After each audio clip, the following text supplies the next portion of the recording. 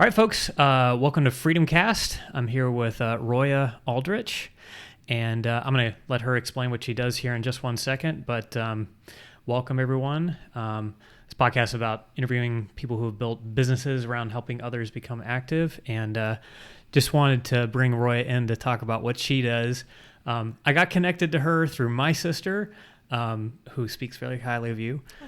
And so I thought it would be cool to just bring you in and interview you.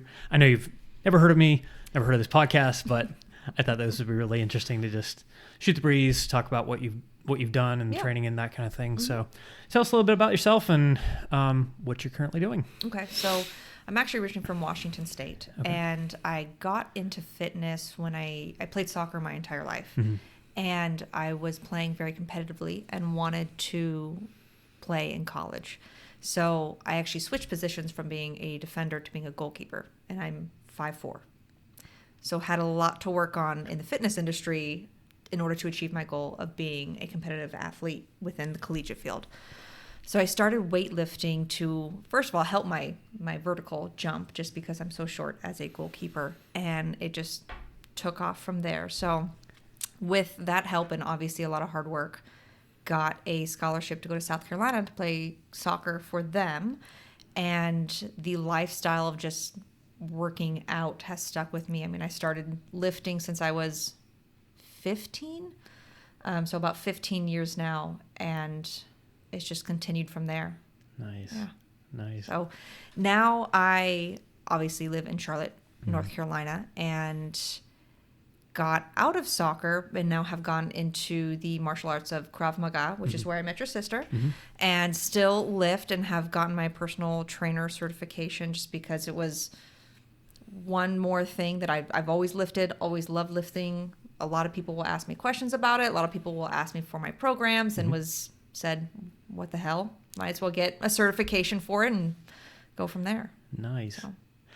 I want to address the elephant in the room that I feel like I come across more often than not. It really frustrates me. I know I'm not a woman, but what is the thing about I need to condition and tone versus weightlift like you're doing? Like what's the so why are you weightlifting as opposed to doing the conditioning and toning thing? Yes, so that actually comes up quite a bit. A lot of women feel that if they weightlift, they're going to get big and bulky, and they don't see that as the ideal body type, right? Yeah. They want...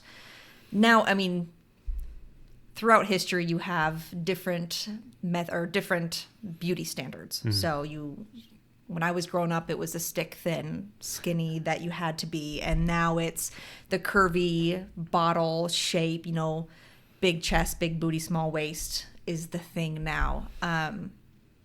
And I always took the approach when it came to lifting of being it directed towards sports.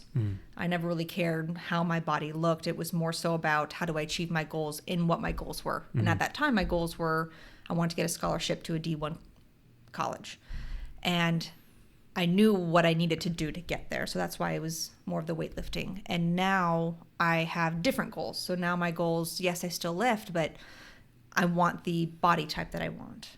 And the misconception is if you lift, you're going to get big and bulky like a man. You're going to get all these muscles, and maybe that's someone's goal. Maybe that's not someone's goal. But what people don't see is that tone is the muscle. So you have to weightlift to get that tone shape that you want. And if you get there, but you have to weightlift to get that body type that you want. Well, so what really attracted you to? I understand it was for sports initially, but was there any larger goal in mind with the weightlifting? Originally, it was sports related, and I was kind of the guinea pig for my coach. My coach had never coached somebody in weightlifting, and he had done his research, and so I was the guinea pig. And it started out, we went to my high school gym, and when my high school gym was closed, he started buying up some gym equipment for his backyard. And it started out with tires and chopping wood and a rope connected to a tire filled with some rocks, and I would pull that up. I mean, it started very basic. And so that's how I started. And then, every year, every kind of, path in my life has taken me towards a different goal. First, it was soccer. And then it was staying mentally sane. It's really become my safe place. So because I've relied on it so much, it's been part of my life. It's been ingrained in me. If I don't work out, if I don't do something active, I get antsy, I get bored, I start spiraling from a mental state. And so it's really helped me stay mentally fit as well as physically fit. And it's just finding that next goal. So it was soccer. And then it was just doing something active because my husband was working long nights and I had nothing else to do. So let's just go work out. So let's, stay mentally active. And then it was about making friends because I moved every 2 years and didn't really have a lot of friends because of the moving. So found my gym buddies. And then we moved again and I got out of soccer and it was trying to find what's my next goal? And even when I was in the gym for the first year of moving back to North Carolina, it started to weigh on me. I just wasn't having fun anymore. I just didn't know what my next goal was. And I started doing some research, and that's where I got into the, not necessarily bodybuilding perspective, but the more aesthetic goal form. So now, okay, I've worked all my life to have some sort of athletic goal, but now I want to see, the visual goal on myself. So I don't know if that answered your question. No, it totally does. Yeah, no, absolutely. So, how do you find, I know it impacts like the mental aspect of, for other people, how have you seen it impact them? Or when you're doing Krav Maga, are you encouraging people to do the weightlifting side as well because it helps with that skill set and also helps with so many of these other things? Absolutely. Okay. So I get a lot of questions, especially from women in Krav. It's, they see me just, I'm kind of the Energizer Bunny. I keep going nonstop. I'm going to weightlift in the morning. I'm going to go to Krav at night. I weightlift after Krav. I go for runs and, not to toot my own horn, but I usually have more endurance than most people in there. And they will ask me the question, okay, well, why, how do you do this? Or tests will come up. I know Jenna just had her test, which she passed. I was so proud of her. Awesome. But I will always give the advice of, if your goal is to be good at something, you can't just do that. If your goal is to be good at Krav, you can't just go to Krav and think that's going to achieve your goal. You have to do the explosive sprints. You have to do the long distance to get endurance. You have to do the weight training to build the muscle. And all of those go into it. So I get actually a lot of questions from a lot of people at Krav asking me about it, and I will absolutely give the advice. It's not about running 10 miles every single day. It's about incorporating different forms of working out to achieve your end goal. So now my question is, why didn't you do CrossFit? I get that a lot. They seem to have the whole... I do. I get that actually quite a bit. And I did try, some free trials for CrossFit. It just was a community that I never really got into. I didn't really have any friends to drag me in there. I was familiar with weightlifting. I was familiar with sprints and long distance with soccer. So that was kind of always my home. And even when, it sounds terrible, but when I would look at CrossFit women, I didn't see the body type that I wanted. They are strong. They are fit. I mean, they look amazing, but it just wasn't the body type that I was after. And so that kind of made me continue down the path that I was in and what I was familiar with and at home with. Yeah. So out of curiosity, I know you keep mentioning the body, like what's the body type in your mind that's... So what I find attractive on women, and this is going to, of course, depend on every single person, is I like a big butt, I like strong legs, and I love a strong back. So if I look at a female and I say, ooh, like they look amazing, I want that, that's what I want, it's usually a very cut back. Some sort, I do like nice biceps. That's kind of my goal right now, is to increase my bicep size. And I do want a large backside. When I look at a female, they got to have that. Gotcha. What is the back? Is there any functional benefit from having that a fully developed back, and either whether it's Krav Maga or whatever it is? I mean, Over say like a huge developed chest. I know guys are big on the big upper on the body. chest. Yeah. You don't want an overdeveloped anything, right? So you want to have a nice, even, fully developed body. So yes, I do. I do want I don't want to say muscular chest, but I do want a strong chest. I want to have the strength all over my body. But from an aesthetic standpoint, I really do like a back. I think it just, the cuts and the muscles that you have in there, it just makes somebody look so strong. And it's more visible than you could see with the chest. So unless you're a man, it's very difficult to see a strong chest on a female. Yeah. Abs on a female are very hard to come by just because of the nature of our bodies. It's more difficult for us to get abs. And it really isn't something that I'm interested in just because I enjoy eating too much to get such a low body fat to have those abs. Yeah. So I don't worry too much about that. But yeah, just a nice back just looks so good. Yeah. Yeah, I can imagine. And so talk to us a little bit about the Krav Maga work that you've been doing and how long you've been doing that for. Yeah, so I've been in Krav for about 2 years now. I think it was it's been 2 years now.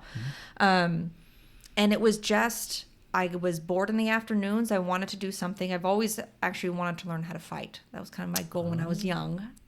Always wanted to learn how to fight. My dad was not super interested in me learning how to fight. So, we had moved to North Carolina.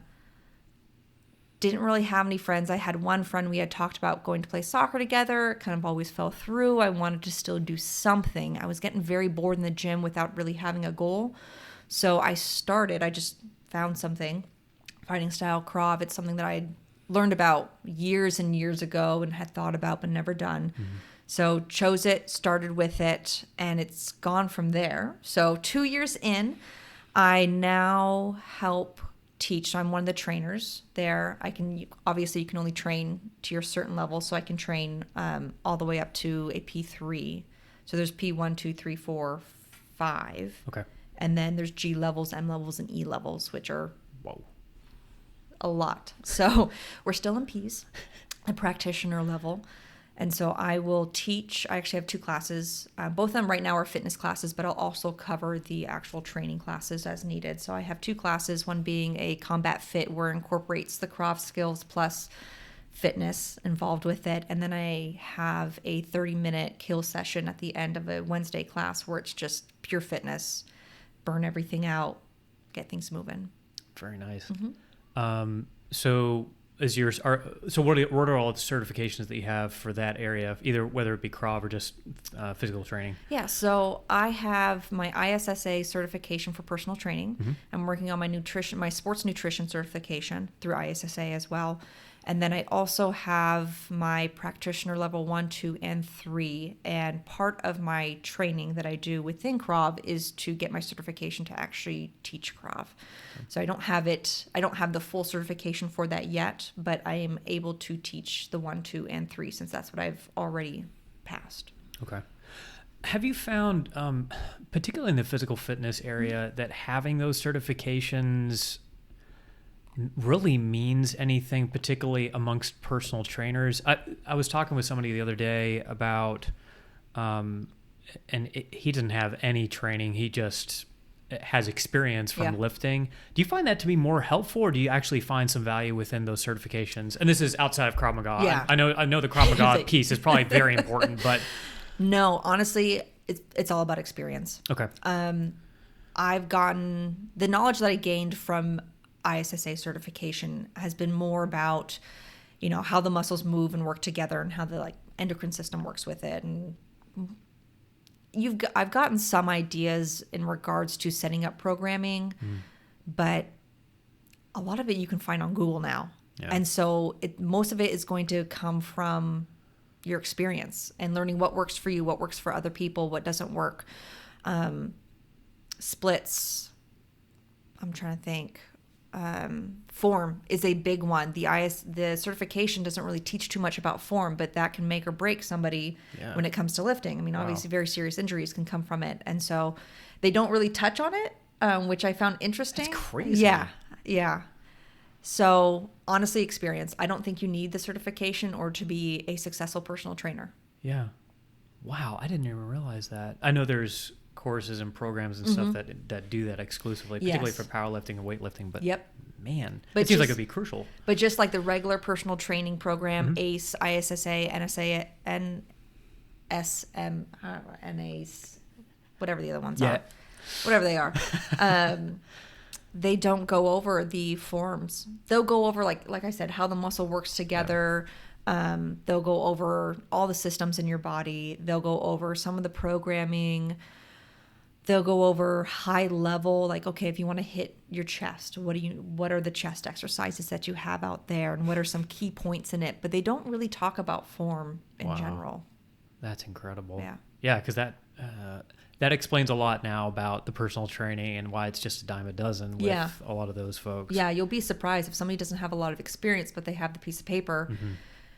They may not be the best personal trainer. And it can be very frustrating for somebody to have to pay money and not feel like they're getting the best results or not feel like they're getting the best advice from somebody. And it's just lack of experience. Yeah. So let's talk about Krav then, and the certifications within Krav. I'm sure those are much more practical and hands-on, but so talk a little bit about those. Yes. So for Krav, there's different schools of thoughts when it comes to Krav, just like in every type of martial arts, there's different schools of the martial arts. So the one that I have and Jenna and myself do, it takes a more holistic approach. So like I said, I've certified up to, I'm right now learning the P4 level, and there's different techniques associated with each level, which again, depending on the school that you're in, may very much be different. So with this program, I have done P1, P2, and P3, and the tests are pretty intense. So I know Jenna just went through her test. The P1 and P2 tests are very stress focused. So the idea of Krav is self-defense for the practitioner level. And that when I say practitioner level, I mean just regular people like you and me walking down the street. How do we defend ourselves? When you get to the higher levels, it'll be more focused on military level. If you're a bodyguard for somebody, the higher you go, obviously, the more intense it'll get. But the practitioner level is more of just, if I get attacked on the street, how do I defend myself? If I'm in a bar fight, how do I get out of it? How do I protect myself? So the first two tests to pass it, yes, very technique based, because if you can't do the technique, then you haven't survived the attack, but also very stress based. So for the first about 3 hours, it's very endurance based and stressed. We look to destroy you mentally so that when we test you on the technique itself, you don't have to think about it. Because when you're out on the street and you're surprised and attacked, you don't want to have to rely, okay, this is step 1, step 2, step 3. This is how I get out of a choke. Oh, the knife is coming out of me. Step 1, step 2, step 3, step 4. You don't want to have to think about that. You want your body to react without you having to think. So the first two tests are very intense, but a lot of fun. They always made fun of me because I always loved doing it. I always get excited for the tests. Like I said, first 3 hours are very endurance and stress based, but it's a lot of fun.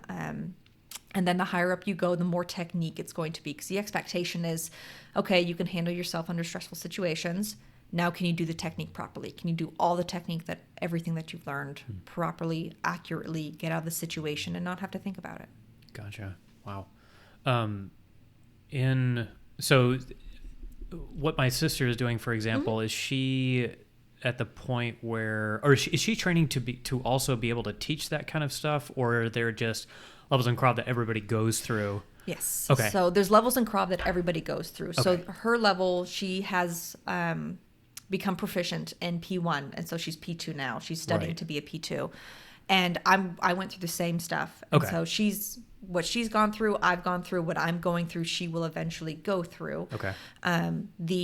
What the owner of it will do is every so often, if he sees somebody who either shows potential for training somebody or has the right personality type and right competencies to actually pick up quickly and be able to teach it quickly, we'll ask them to be a trainer. Okay. And so those are additional classes, not necessarily specific to the technique, but classes in like scenario based. Okay, you with social distancing, right? So how do we train Krav social distance?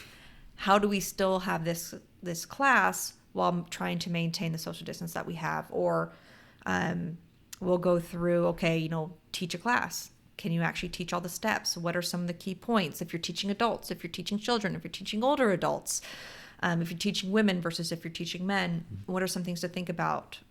So those will be additional classes that I'll have that she will not go through. But the technique itself, it's all the same. Okay. What she goes through, I'll go through. What Gotcha. I go through, she will. So aside from those additional training courses to become a trainer, everybody's going through the same progression. Yes. Okay. Yeah. Gotcha. So eventually, if somebody's gone through, I don't know, most of those, I mean, I assume if you're highest level of Krav Maga, you could teach any number of people, going through those progressions as well. Yeah. So there are specific certifications that you can get for teaching Krav. Yeah. And specific levels to get to teach certain. Okay. Yeah, that's what I was trying to get at. Okay, you need to be at a certain mastery of the skill in order to be able to teach, I guess, everything below that. Yes. Okay. Yeah. Okay. That makes sense. Yeah. So since I'm studying to be a P4 right now, I can't teach P4. I haven't mastered it. I haven't learned all of it, but I've mastered the first 3, so I could teach the first 3. Gotcha. Yeah. What have you liked most about being in Krav? In Krav. So one of the things that I've really liked is just the social group that I've gotten. Again, we moved from Texas back to Charlotte. So we've kind of hopped around a little bit just with careers going on. And moving back here, my husband had some friends and I didn't have any. I had one, but she flakes on everything and I flake on everything. So we barely hung out. And so I really didn't have anybody. And, starting a new career and being in a new location, it was a little lonely. So wanted to pick something up, and my, I guess, friend group has really solidified being in that. I mean, people at this class, in this group, so friendly, so welcoming. I mean, it's like a little family that we have there, and we all hang out outside of the class. It's nice. So that's probably been my favorite thing so far. Okay. The second thing that I've really liked is being able to push my body to the limit again. I first started out, I had the goal of soccer, and then I had the goal of, just from the mental health standpoint, had the goal of trying to occupy my time. This is another goal where it's, okay, now I can push my body to a whole nother level and learn something new and, reap the rewards that come with that. I can see myself get stronger. I can see myself get faster. I can see, when I'm sparring, maybe I'll get a hit on someone above me, and it'll be the highlight. If I can make somebody tap out, it's a highlight. And so that's really exciting too. So that's what I've really enjoyed there too. And then the last part is just, ever since I was a little girl, I've always wanted to have be that woman warrior. I always wanted to be the woman warrior. And my dad is Middle Eastern, and so soccer was a big part of his life growing up. So we all did soccer. So no one did fighting. I wanted to learn how to use a sword and throw knives and be the Arya of Game of Thrones, but never did. So I like being able to feel like I'm slowly going towards that goal. I will never be Arya, but can I make, a guy 2 feet taller than me tap out because he's an armbar? Yes. And it feels good. I feel very powerful when I can do that. If I can get an armbar so quick on somebody, it's just exciting. Or a guillotine. Yeah. Wow. And generally harder to kill, I would imagine. Yes. Hard to kill. Mark Ripito has this saying, I can't remember the exact phrasing, but he goes, people who weightlift or people who work out are generally more resilient and often harder to kill. It's like end goal. Yeah, exactly. Yeah. Nice. So and so you came to Charlotte, you started Krav Maga. I wanted to ask you, going back to your comment about being in multiple disciplines of sports, particularly if you're trying to become better at one thing. I've heard the same thing for football players, for example. If they were involved with baseball and soccer and lacrosse, they're actually better at being quarterback than they were just concentrating on football the Yeah. whole time. Anything that, do you know why that is, or is it just it seems like if you specialize, you should be better as a specialist. A lot of different sports and a lot of different activities will recruit different muscles and different motor control units. So, hand-eye coordination for a quarterback is very important. Very important for me as a goalkeeper, hand-eye coordination. I still need to learn how to use my feet just because I played soccer, but you still need to have that footwork. You still need to have a lot of other nuances that come with it that not a lot of people think about. They think, okay, I'm a quarterback. I need to be able to run. I need to be able to throw accurately. They don't think about all the small things that come with it. And so, as I mentioned, if I want to be good at Krav, it's not just learning the technique of Krav. There's all the extra stuff that come with it. And it comes from all the small things that come with it. So, like I said, if I need to weight lift in order to have the muscle mass to be able to throw somebody off of me, to buck somebody off of me if they're choking me, and to pluck their hands away from my neck. If I don't have a lot of muscle and I have a 300-pound guy on top of me trying to choke me out, it's going to be very difficult. That being said, if I'm sparring somebody, if I'm in a sparring match with somebody, and sparring matches, a lot of people think, okay, you're in and out, it's not that bad, people don't look tired. It's exhausting. It is absolutely and utterly exhausting. And it's exhausting to wrestle with somebody. So having that endurance to be able to go 3 minutes, people think 3 minutes isn't that long. If you're sparring for 3 minutes, it's exhausting. So having the endurance to do it. The constant in and out game that you play when you're sparring is that quick short bursts that you're going to have with sprints. So you got to have your sprints, you got to have your long distance, but it's all the small, tiny things that go into it that people don't think about, that doing different activities is going to help you with. Sure. I wanted to ask, I'm starting to broach this topic a little bit more with people. Actually had somebody come into the store recently, and you mentioned CrossFit. And one of the things that I found really interesting with any sport is the introduction of drugs to the sport. Yeah. I talked about steroids last week a little bit with our previous podcast interviewee, but I know with CrossFit, that's generally they do certain things to test. I don't know what it is with Krav, but has that ever been a temptation along the way? I want to look a certain way. I want to be, and honestly, I could care less. I wish all of that was legal just because there would be more research behind it. But has there ever been a temptation for you to? Yes. Okay. Yes. And not so much from the sports standpoint, but from the ideal body look that I have. Yeah. Just because as a woman, it's a bit more difficult to gain the amount of muscle that is my goal. And that's mainly in my upper body. It's very easy for me from a lower body standpoint to gain the muscle, but a bit harder for me, especially from a bicep, tricep standpoint, to get the muscle mass that I want. So yes, absolutely it has. And I've even done a little bit, not a ton of research, but just a little research saying what was legal that I could slip in here or there. But I'm also super cheap, and so don't really want to go down that path. So there's that. It's just, but yeah, it's absolutely been a temptation. And I don't... I don't look down on anybody who goes down that path. Like you said, you wish it was legal just because you'd have a lot more research on it. Probably a lot more safer drugs to be used. Yeah. But at the end of the day, the steroid is basically just an aid for somebody to achieve whatever goal they want to achieve, whether it's just a supplement. Yeah. And there's more or less research around it. It's kind of like creatine or protein supplementation, right? A number of those things are good and bad things that come along with that, more or less effective. But yeah, I never understood the taboo nature of that whole thing. It's and again, I was coming about this last time, but the number of Instagrammers, which everybody sees, just flaunting unbelievable gains over a few week period even, and how much muscle. I mean, it's not a realistic standard. It's not the kind of standard that I'm sure you want young women to be going after.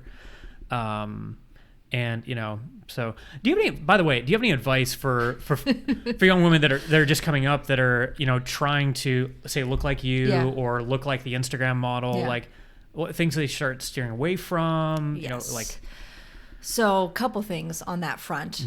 Steer away from the Instagram model. I found myself going down that trap too. And it was very mentally frustrating to see these women who, had that ideal body type that I was after, and being very frustrated to say, looking at their workouts. And honestly, a lot of their workouts won't achieve the goals that they're saying, or won't achieve that body type, or won't achieve the goals that you want, or anything that they're telling you. Plastic surgery will. Exactly. Plastic surgery will.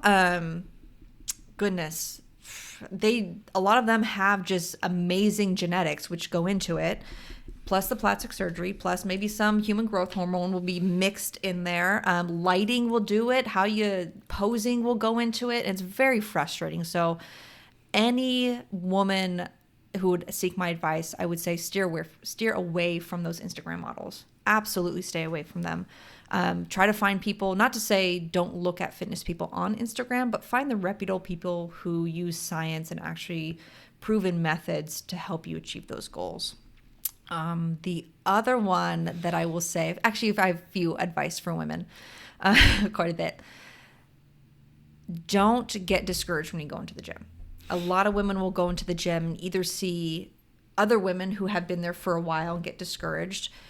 I go in the gym and I'll look at other women. I'm like, oh, wow, like look at that 225 squat. Like she's a beast. Like she's awesome. But I know when I first started, I would look at that and say, man, I'm never going to be like that. I don't even want to be here. I'm intimidated by it. And I just advise people, don't think like that. No one is in there judging you whatsoever. I promise you that. Honestly, if people look at you, they're probably either saying, wow, those leggings are really nice. If other women look at you, they're saying, those leggings look really nice. Or, wow, look at that squat. Or, man, her hair looks good. Whatever it may be. We're never judging people. So don't be intimidated to go into the gym. Don't feel like if you do weights that you're going to get bulky and not have the body type that you want. And ignore the men that are in the gym, because every woman deals with it. Mm-hmm. It's been unfortunate that, I've had to deal with some creepy guys at the gym too. Yeah. Luckily, if my husband's there, no one talks to me, so that's nice. So I always try to convince him to come with me. But really having to put your foot down and just ignore them entirely. If something pops up, have a friend there, go talk to somebody, but just ignore it. It's unfortunate to say, to have to tell women just to ignore it, but it's not worth your time or effort to not let that achieve your goal. Sure. Yeah. What do you think is the biggest inhibitor for women, say, versus men going, say, let's just talk about just going to the gym, getting in the gym. Yeah. Intimidation, honestly. A lot of women will say, well, I don't know what I'm doing. I don't want to go in. I'm intimidated by it. It's very, when I first started, I was 15 when I first started and had the luxury of, dealing just with sports. So it was just one-on-one with me and my coach. But when I was maybe 13, had tried to go into the gym and I was completely intimidated. I didn't know what to do. I didn't know what the machines did. Again, I had this idea that I wanted to be this amazingly strong woman and I wasn't there yet. And that was frustrating too. So keeping in mind that everyone starts somewhere is very difficult, because people obviously want to go in and they want to beast it, but everyone starts at the bottom of the totem pole. Yeah. That's just how it is. And you're going to make your goal if you're consistent with it and you continue to work at it.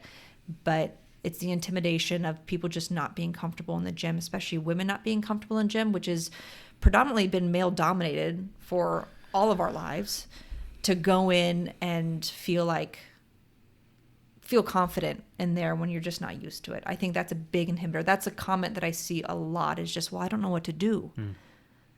I've never had experience. What's my workout? What should I do? And so I think that keeps a lot of women from the gym. Is this the same dynamic that you see with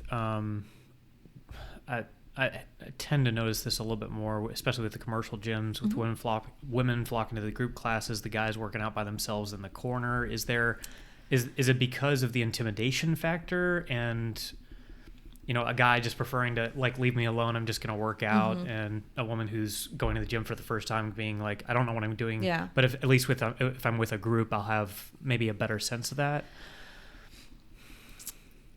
So personal opinion, I think a lot of women flock to the groups because they're just not sure what to do. Okay. Not necessarily like they want to have people around them, but I just don't think that they know what to do. And classes make it very easy. One, to have that social dynamic that you said, but also just to have somebody to tell them what to do. And the other factor I think goes into it is, again, a lot of women aren't comfortable weightlifting, actually having progressive overload and squatting that 225 or deadlifting.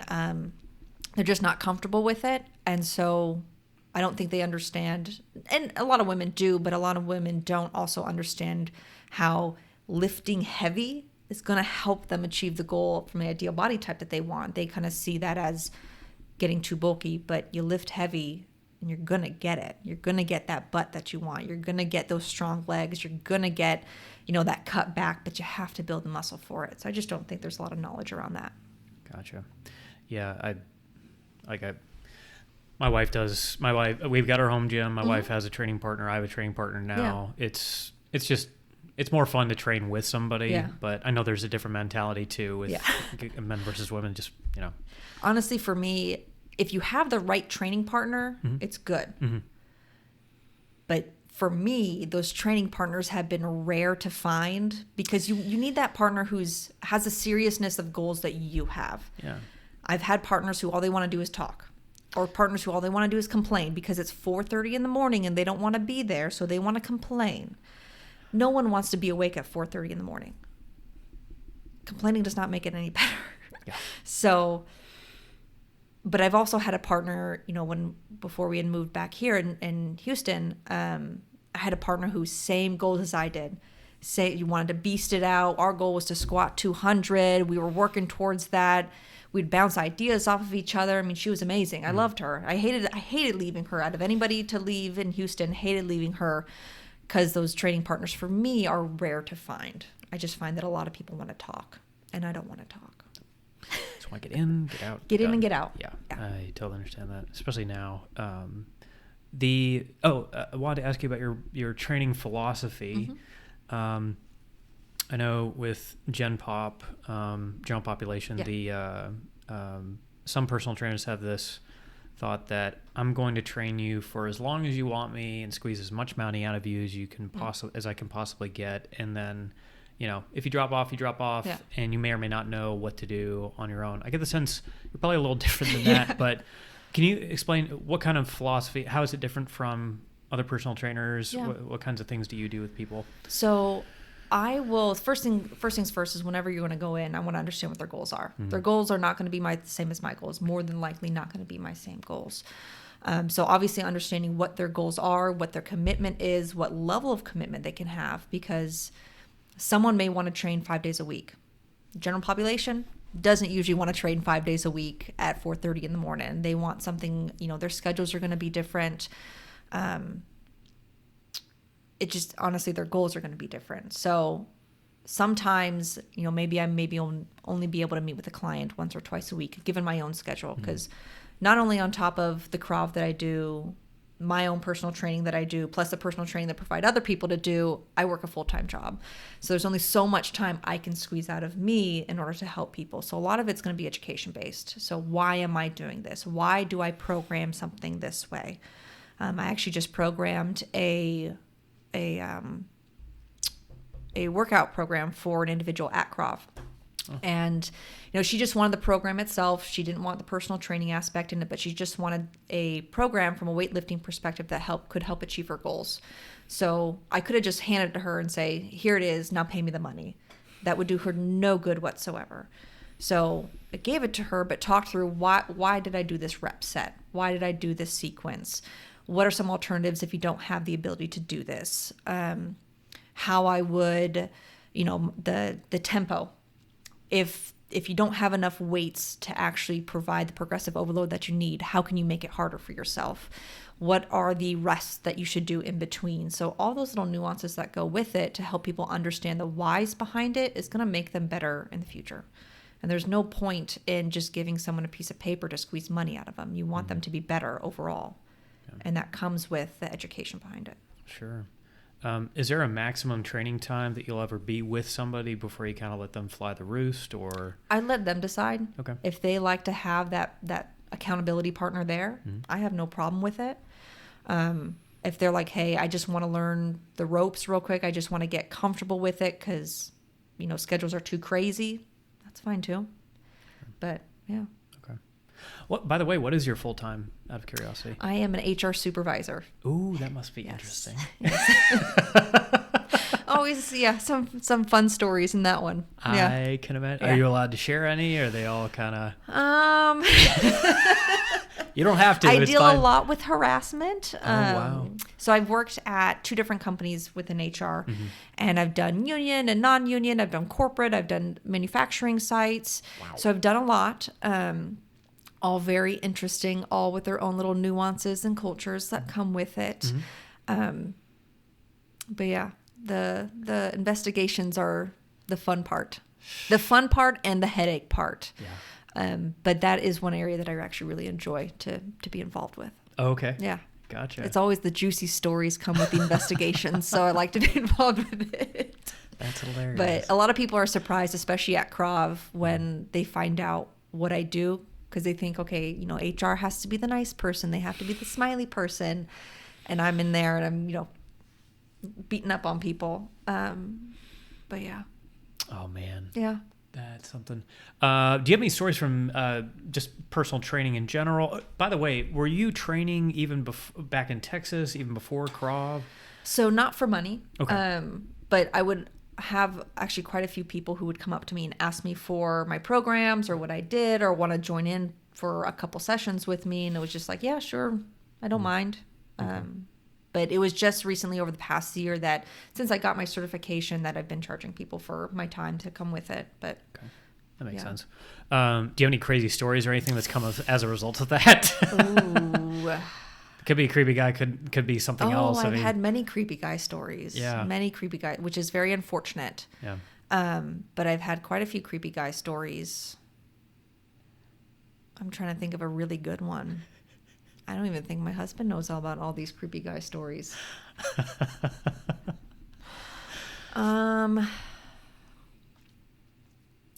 Let's see. Mainly a lot of the guys, so a lot of the times men will try to slip in by asking me if I'm training for something. They'll say, are you training for a competition?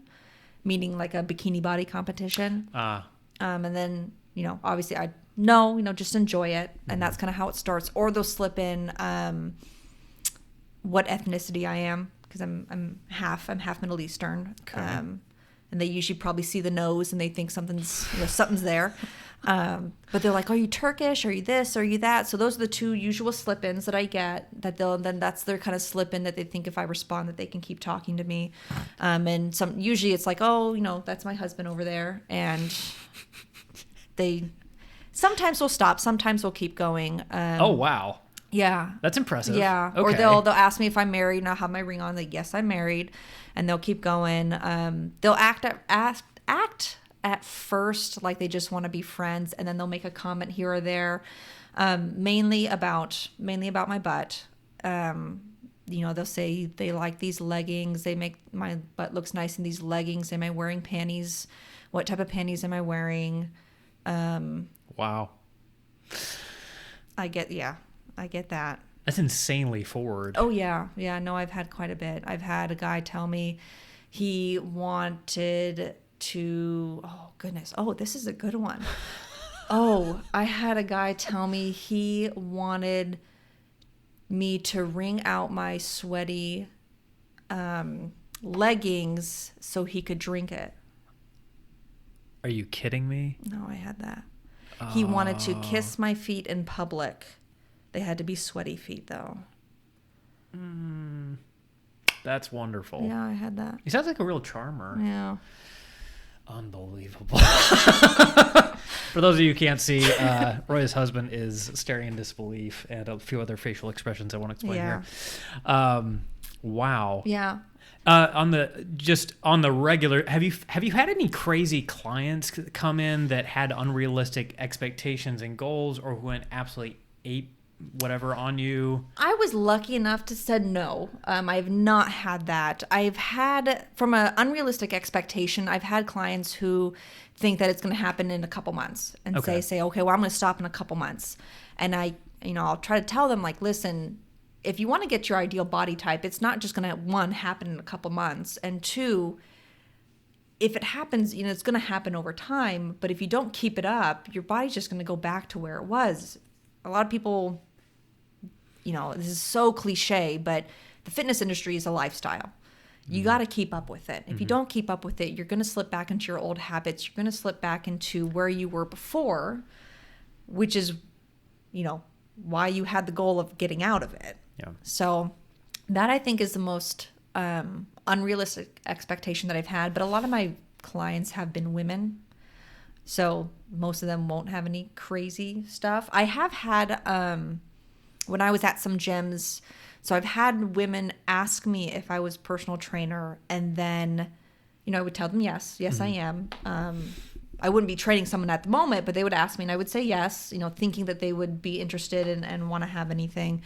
And then when they would see me talking to other people, they would go tell on me and tell that, oh, I'm training those people. And they would just be random people who would, are you using this? Or, what's your workout plan? And we'd just be talking about their job.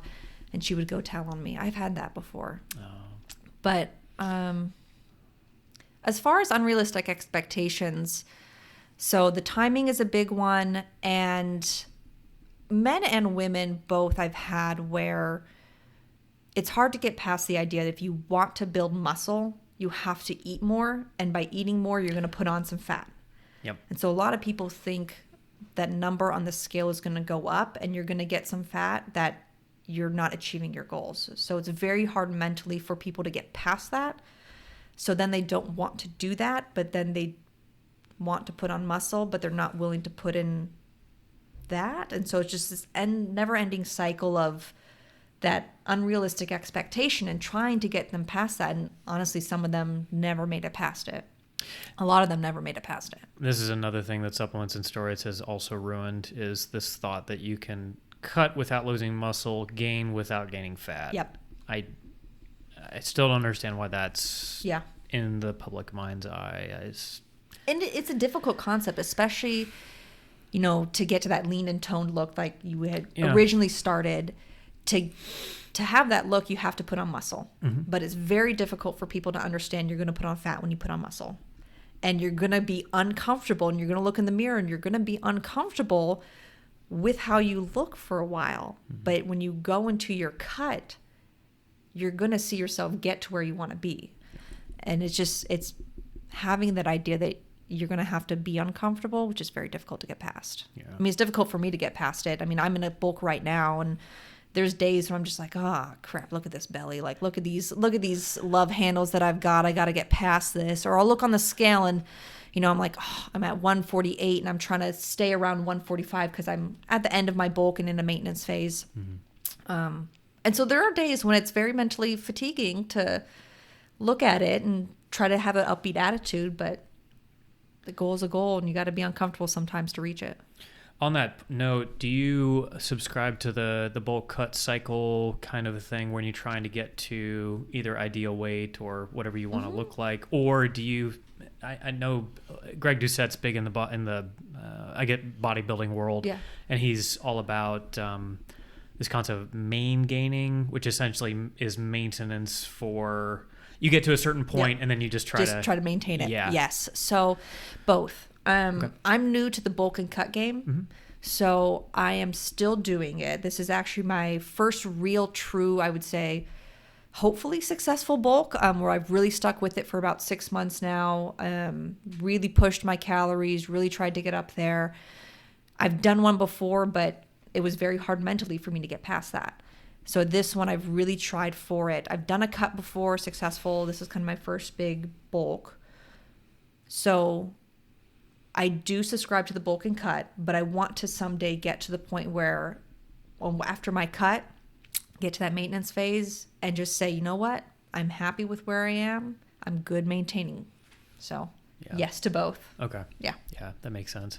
I think Greg's was more along the lines of being at maintenance, but also I think continuing to gain, but extraordinarily gradually year over year. Yeah. Where you could potentially see some slight strength increases, but overall to the average viewer, you're maintaining whatever it is. Yeah. He's also on tier T, so take that with a grain of salt. Which ironically is legal is completely legal in Canada, even outside of I think a doctor's note. But anyway, awesome. Actually, we're almost an hour in, so. I don't really have any other questions I wanted to ask you, but anything else you wanted to share about your time at Krav or personal training or anything like that coming to the Charlotte area? How's it been coming to Charlotte? Oh, we love it. So my husband's from South Carolina, and he used to work in Charlotte for about 2 years while I was still in school. And so then I moved to Texas for my job, and he followed. And he's from South Carolina. I'm from Washington State. We knew when we moved again, we wanted to be closer to family, some sort of family. So we loved Charlotte. We knew coming back that we'd want to end back in Charlotte. So we love it. Fantastic. Yeah. And what part of the family is here? Is it both sides or? No, so his family is still in South Carolina. They're they're in Columbia and they're in Allendale. It's not too far. Two main places they're in. So yeah, not too far enough away that no surprise visits, but close enough that we can go down and visit, not have to take a week of vacation to go visit, or we can go down whenever we want. So that's really nice. And they can still come up to see us. But no, all my family's still in Washington State. Oh, okay. So. Wow, halfway across the country. Yeah. That's where my brother is, ironically. Well, Roy, it's been a pleasure talking with you. Well, thank you for having me. Yeah, absolutely. And I love learning about different aspects of the health and fitness community. So this is just like one arm of that was really interesting. And it's not just straight personal training too, which I found was really awesome. So thank you. Yeah, absolutely. Keep it up. And I hope you continue to inspire. Do you have an Instagram handle, by the way? I do. Do you use it as a private? No. Okay. So I don't have a fitness one. I have one that I'm intending on doing a fitness one, but right now it's also my side business because I bake. Okay. So I sell baked goods, so it's mainly my baked goods one. Great. But the intent is to one day make it into my fitness one too. Fantastic. Yeah. Not there yet. Absolutely. I hope it continues to inspire men and women, honestly. I hope so. And continue to being badass. Thank you. Honestly. Thank you. I appreciate it. So, appreciate your time. Yeah. Thanks for coming by. Thanks for having me.